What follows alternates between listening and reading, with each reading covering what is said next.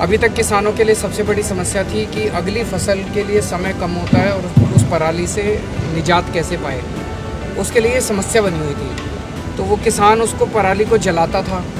पराली को जलाने की वजह से अच्छे बैक्टीरिया थे वो भी जल जाया करते थे और उसकी वजह से जो धुआं निकलता था उस धुएं से उस किसान के और पूरे गांव के लोगों को परेशानी होती थी पोल्यूशन से, including Delhi.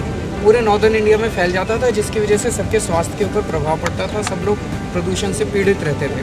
Pusa research institute ने इसका समाधान निकाला है। बहुत सस्ता और बहुत सरल समाधान है, जिसमें उन्होंने कुछ कैप्सूल बनाए हैं जिसके ज़रिए घोल बनाया जाता है और उस घोल को अगर खेतों के अंदर डाल दिया जाए तो वो डंठल जो है उसका पराली का वो गल जाता है और उससे उस खाद में कन्वर्ट हो जाता है और ज़मीन की उत्पादक क्षमता बढ़ती है। किसान की फसल ज़्यादा उगेगी और किसान को फसल जलानी नहीं पड़ेगी।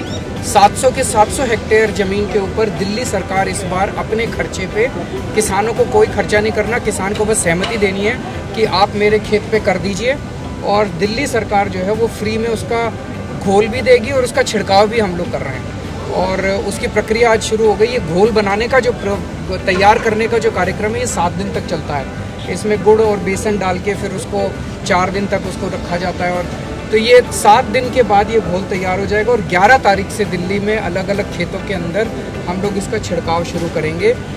हमें पूरी उम्मीद है कि ये सफल होगा। अगर ये सफल हो जाता है तो ये इतना सस्ता है कि आप सोच सकते हो दिल्ली की सारी 700 हेक्टेयर ज़मीन पे घोल बनाना, छिड़काव करना, इसका ट्रांसपोर्टेशन सब मिला के हमारा 20 लाख रुपए का केवल खर्चा आ रहा है। तो अगर ये होता है तो ये एक तरह से आसपास के राज्यों के किसानों के लिए भी एक समाधान देगा।